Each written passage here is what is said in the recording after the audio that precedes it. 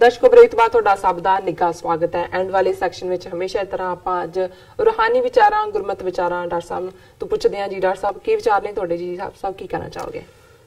ਦੇਖੋ, ਸ਼ੁੱਕਰਵਾਰ ਦੇ ਪ੍ਰੋਗਰਾਮ 'ਚ ਅਸੀਂ ਸ਼ਲੋਕ ਵਾਰਾਂ ਤੇ ਵਧੀਕ ਜੀ ਚੋਂ ਜਿਹੜਾ ਉਹ ਵਿਚਾਰ ਲਈ ਸ਼ਲੋਕ ਚੁਣਦੇ ਹਾਂ। ਅੱਜ ਅਸੀਂ ਇੱਕ ਸ਼ਲੋਕ ਹੀ ਚੁਣਿਆ।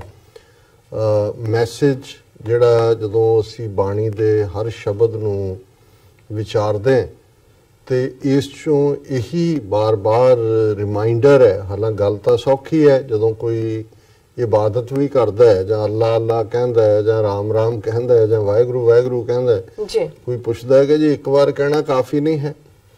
ਹੁਣ ਇਸ ਲਈ ਬਾਰ-ਬਾਰ ਕਹਿਣਾ ਪੈਂਦਾ, ਤੁਸੀਂ ਉਸ ਚੀਜ਼ ਨੂੰ ਬਾਰ-ਬਾਰ ਦੁਹਰਾਉਂਦੇ ਹੋ ਜਿਸ ਦੇ ਭੁੱਲਣ ਦਾ ਡਰ ਹੁੰਦਾ ਹੈ।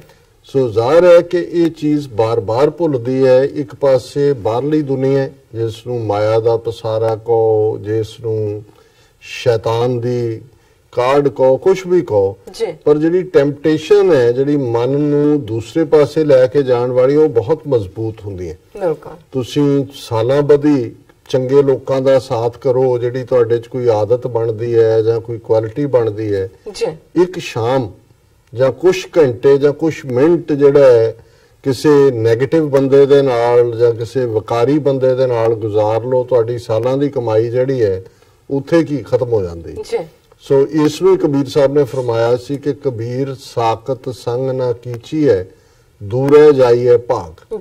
ਸਾਕਤ ਹੈ ਜਿਹੜਾ ਮਾਇਆ ਦਾ ਪੁਜਾਰੀ ਹੈ ਦੁਨੀਆ 'ਚ, ਗਲਤਾਨ ਕਬੀਰ ਸਾਹਿਬ ਕਹਿੰਦੇ ਨੇ ਵੀ ਇਹਦੇ ਨੇੜੇ ਨਾ ਲੱਗੋ, ਦੂਰ ਦੌੜ ਜਾਓ, ਨਹੀਂ ਤਾਂ ਇਹਨੇ ਤੁਹਾਡਾ ਵੀ ਕੰਮ ਖਰਾਬ ਕਰ ਦੇਣਾ। ਔਰ ਇਹ ਤਾਂ ਜਿਹੜਾ ਇਹਦਾ ਪੋਜ਼ਿਟਿਵ ਐਸਪੈਕਟ ਅਸੀਂ ਰੱਬ ਤੋਂ ਮੰਗਦੇ ਆ ਰੋਜ਼ 2 ਵੇਲੇ ਦੀ ਅਰਦਾਸ 'ਚ ਕਿ ਸਹੀ ਪਿਆਰੇ ਮੇਲ ਜਿਨ੍ਹਾਂ ਮਿਲਿਆ ਤੇਰਾ ਨਾਮ ਚਿਤਾਵੇ। ਸੋ ਜ਼ਾਹਿਰ ਹੈ ਕਿ ਅਸੀਂ ਰੱਬ ਤੋਂ ਮੰਗਦੇ ਹਾਂ ਕਿ ਸਾਨੂੰ ਉਹਨਾਂ ਦੀ ਸੰਗਤ ਦੇ, ਉਹਨਾਂ ਦਾ ਸਾਥ ਦੇ ਜਿਹੜੇ ਪਿਆਰ ਨਾਲ ਭਰੇ ਹੋਏ ਨੇ, ਜਿਹੜੇ ਤੇਰੇ ਪਿਆਰੇ ਨੇ, ਉਹਨਾਂ ਦੇ ਨਾਲ ਹੀ ਸਾਡਾ ਮੇਲ ਕਰ, ਜਿਨ੍ਹਾਂ ਦੇ ਮਿਲਣ ਨਾਲ ਸਾਡਾ ਫੇਥ ਮਜ਼ਬੂਤ ਹੋਏ। ਜਿਹੜਾ ਜਮਾਤ ਦਾ ਕਨਸੈਪਟ ਹੈ ਇਸਲਾਮ ਦੇ ਵਿੱਚ, ਸਾਡੇ ਸੰਗਤ ਦਾ ਕਨਸੈਪਟ ਹੈ, ਇਸੇ ਲਈ ਹੈ। ਇੱਕ ਤੁਹਾਡੀ ਇੰਡੀਵਿਜੂਅਲ ਕਮਾਈ ਹੈ ਰੂਹਾਨੀ, ਪਰ ਜੇ ਤੁਹਾਡੀ ਸੰਗਤ ਮਾੜੀ ਹੋ ਜਾਏ ਤੇ ਤੁਹਾਡਾ ਸਭ ਕੁਝ ਰੁੜ ਜਾਂਦਾ ਤੇ ਸੰਗਤ ਰੀਇਨਫੋਰਸ ਕਰਦੀ ਹੈ ਤੁਹਾਡੇ ਉਸ ਪਾਰਟ ਨੂੰ। ਔਰ ਇਸ ਸ਼ਲੋਕ ਦੇ ਵਿੱਚ ਗੁਰੂ ਸਾਹਿਬ ਫਰਮਾਉਂਦੇ ਨੇ, ਮਨ ਆਵਣ ਜਾਣ ਨਾ ਸੁਝਈ, ਨਾ ਸੁਝੈ ਦਰਬਾਰ, ਮਾਇਆ ਮੋਹੇ ਪਲੇਟਿਆ, ਅੰਤਰ ਅਗਿਆਨ ਗੁਬਾਰ, ਤਬ ਨਰ ਸੁੱਤਾ ਜਾਗਿਆ, ਸਿਰ ਡੰਡ ਲੱਗਾ ਬਹੁ ਭਾਰ, ਗੁਰਮੁਖਾਂ ਕਰਾਂ ਉੱਪਰ ਹਰ ਚੇਤਿਆ, ਸੇ ਪਾਇਨ ਮੋਖ ਦੁਆਰ, ਨਾਨਕ ਆਪ ਓਏ ਉਧਰੇ, ਸਭ ਕੁਟੰਬ ਤਰੇ ਪਰਵਾਰ। ਕਿ ਜਿਹੜਾ ਮਨ ਹੈ ਜੇ ਤਾਂ ਮਾਇਆ ਦੇ ਵਸ 'ਚ ਪੈ ਗਿਆ, ਦੁਨੀਆਦਾਰੀ ਦੀ ਖਿੱਚ ਨੇ ਉਸ ਨੂੰ ਗਰਸ ਲਿਆ, ਫਿਰ ਆਵਣ ਜਾਣ ਨਾ ਸੁਝੇ।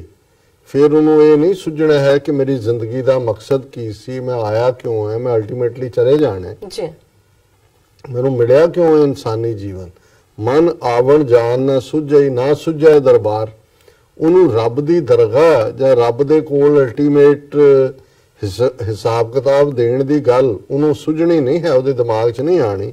ਮਾਇਆ ਮੋਹ ਪਲੇਟਿਆ, ਪਲੇਟਿਆ ਹੁੰਦਾ ਲਿਬੜਿਆ, ਕਿ ਉਹ ਤਾਂ ਮਾਇਆ ਦੇ ਮੋਹ ਦੇ ਵਿੱਚ, ਅਟੈਚਮੈਂਟ ਦੇ ਵਿੱਚ ਹੀ ਲਿਬੜਿਆ ਹੁੰਦਾ ਜਾਂ ਲਿਬੜਿਆ ਹੋਏਗਾ। ਅੰਤਰ ਅਗਿਆਨ ਗੁਬਾਰ, ਜਿਹੜਾ ਫਿਰ ਮਾਇਆ ਦੇ ਵਿੱਚ ਲਪੇਟਿਆ ਜਾਂਦਾ, ਉਹਦੇ ਅੰਦਰ ਗਿਆਨ ਨਹੀਂ ਹੁੰਦਾ, ਅਗਿਆਨ ਹੁੰਦਾ। ਗੁਬਾਰ ਵੀ ਹੁੰਦਾ ਐਨ ਪੂਰਾ ਚੜਿਆ ਜਾਂਦਾ। 4 ਚਫੇਰੇ ਕੀ ਹੈ ਕਿ ਗਸ਼ਤੇ ਗੁਬਾਰ, ਕਿ ਵੀ 4 ਚਫੇਰੇ ਗੁਬਾਰ ਹੈ ਹਨੇਰੇ ਦਾ, ਹਨੇਰਾ 4 ਚਫੇਰੇ ਪਸਰਿਆ ਹੋਇਆ, ਉਹਦੇ ਅੰਦਰ ਵੀ ਹਨੇਰਾ ਹੋਏਗਾ ਜਿਹੜਾ ਇਸ ਦੇ ਵਿੱਚ ਪਲੇਟਿਆ ਹੋਇਆ। ਤਬ ਨਰ ਸੁੱਤਾ ਜਾਗਿਆ, ਸਿਰ ਡੰਡ ਲੱਗਾ ਬਹੁ ਭਾਰ। ਕਹਿੰਦੇ ਵੀ ਉਹ ਮਾਇਆ ਦੇ ਮੋਹ 'ਚ ਸੁੱਤਾ ਸੁੱਤਾ ਸੁੱਤਾ ਬਚਪਨ, ਜਵਾਨੀ, ਬੁਢਾਪੇ ਤੱਕ ਪਹੁੰਚ ਗਿਆ ਤੇ ਫਿਰ ਜਦੋਂ ਮੌਤ ਦੇ ਜਮਰਾਜ ਨੇ ਮਾਰਿਆ ਡੰਡਾ ਜ਼ੋਰ ਦੀ, ਮਤਲਬ ਇਹ ਹੈ ਵੀ ਡੈਥ ਨੇੜੇ ਆ ਗਈ, ਜਾਂ ਬੁਢਾਪਾ ਆ ਗਿਆ, ਸਿਰ ਕੰਪਿਓ, ਪੱਗ ਡਗਮਗੇ, ਨੈਣ ਜੋਤ ਤੇ ਹੀਨ, ਕਿਸੇ ਉਹ ਵੀ ਕੰਬ ਰਹੇ ਨੇ, ਮੂੰਹ 'ਚੋਂ ਦੰਦ ਵੀ ਲੱਥ ਗਏ, ਹੈ ਹੀ ਨਹੀਂ, ਨਜ਼ਰ ਵੀ ਨਹੀਂ ਆਉਂਦਾ। ਮੁੰਡਿਓ ਮੇਰੀ ਐਨਕ ਦੱਸੋ ਕਿੱਥੇ ਹੈ? ਐਨਕ ਆਪ ਹੀ ਲਾਈ ਹੁੰਦੀ ਹੈ, ਸਾਰਾ ਟੱਬਰ ਕੁੱਟਣ ਤੇ ਹੁੰਦਾ, ਉਹ ਸਟੇਜ ਵੀ ਆ ਜਾਂਦੀ ਹੈ। ਸੋ ਤਬ ਨਰ ਸੁੱਤਾ ਜਾਗਿਆ, ਸਿਰ ਡੰਡ ਲੱਗਾ ਬਹੁ ਭਾਰ। ਜਦੋਂ ਫਿਰ ਜੰਮ ਦਾ ਡੰਡਾ ਮੌਤ ਦੀ ਜਿਹੜੀ ਹੈ ਉੱਤੇ ਆ ਕੇ ਖੜਕ ਗਿਆ ਫਿਰ ਬੰਦਾ ਜਾਗਦਾ ਹੈ। ਪਰ ਇਹਦੇ ਉਲਟ ਇੱਕ ਤਾਂ ਉਹ ਨੇ ਕਿ ਅਖੀਰ ਤੱਕ ਸੁੱਤੇ ਹੀ ਰਹਿੰਦੇ ਨੇ, ਮੌਤ ਹੀ ਆ ਕੇ ਉਹਨਾਂ ਨੂੰ ਜਗਾਉਂਦੀ ਹੈ। ਦੂਜੇ ਨੇ ਗੁਰਮੁਖਾਂ ਕਰਾਂ ਉੱਪਰ ਹਰ ਚੇਤਿਆ ਸੇ ਪਾਇਨ ਮੋਖ। ਇੱਕ ਉਹ ਨੇ ਜਿਨ੍ਹਾਂ ਨੇ ਰੱਬ ਦੇ ਰਸਤੇ ਨੂੰ ਚੁਣਿਆ, ਗੁਰੂ ਵੱਲ ਮੂੰਹ ਕੀਤਾ, ਕਰ ਕਹਿੰਦੇ ਨੇ ਹੱਥਾਂ ਉੱਪਰ ਪੋਟਿਆਂ ਨਾਲ ਵੀ, ਕਿ ਉਹਨਾਂ ਦਾ ਕੰਮ ਕਰਦਿਆਂ ਵੀ ਜਿਹੜਾ ਉਹਨਾਂ ਦੀ ਯਾਦ ਜੁੜੀ ਹੁੰਦੀ ਹੈ। ਉਹ ਇਹ ਨਹੀਂ ਹੈ ਵੀ ਕੰਮ ਛੱਡ ਕੇ ਜਿਹੜਾ ਮਾਲਾ ਲੈ ਕੇ ਬੈਠੇ ਹੁੰਦੇ ਨੇ। ਗੁਰਮੁਖਾਂ ਕਰਾਂ ਉੱਪਰ ਹਰ ਚੇਤਿਆ, ਆਪਣੀ ਕਿਰਤ ਵੀ ਕਰ ਰਹੇ ਨੇ ਤੇ ਰੱਬ ਨੂੰ ਯਾਦ ਵੀ ਕਰ ਰਹੇ। ਸੇ ਪਾਇਨ ਮੋਖ ਦੁਆਰ, ਉਹਨਾਂ ਦੇ ਲਈ ਫਿਰ ਜਿਹੜਾ ਮੁਕਤੀ ਦਾ ਦਰਵਾਜ਼ਾ, ਰੱਬ ਦੇ ਘਰ ਦਾ ਦਰਵਾਜ਼ਾ ਖੁੱਲ ਜਾਂਦਾ ਹੈ। ਨਾਨਕ ਆਪ ਉਧਰੇ, ਕਿ ਉਹ ਆਪ ਤਾਂ ਜੀਵਨ ਦੇ ਹਕੀਕਤ ਨੂੰ ਜਾਣ ਕੇ ਉਹਨਾਂ ਦਾ ਪਾਰ ਉਤਾਰ ਹੋ ਜਾਂਦਾ ਹੈ। ਸਭ ਕੁਟੰਬ ਤਰੇ ਪਰਿਵਾਰ, ਉਹਨਾਂ ਦੇ ਕੁਟੰਬ ਵੀ, ਟੱਬਰ ਵੀ, ਪਰਿਵਾਰ ਵੀ।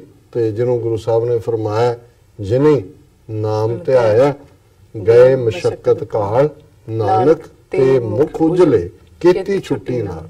ਉਹਨਾਂ ਦਾ ਮੂੰਹ ਤਾਂ ਉਜਲ ਹੋਇਆ, ਹੋਰ ਕਿੰਨੇ ਉਹਨਾਂ ਦੇ ਨਾਲ ਛੁੱਟ ਗਏ, ਉਹਨਾਂ ਦਾ ਛੁਟਕਾਰਾ ਹੋ ਗਿਆ। ਸੋ ਤੁਹਾਡੀ ਵੀ ਹੁਣ ਛੁੱਟੀ ਹੈ ਫਰਾਈਡੇ ਦੀ।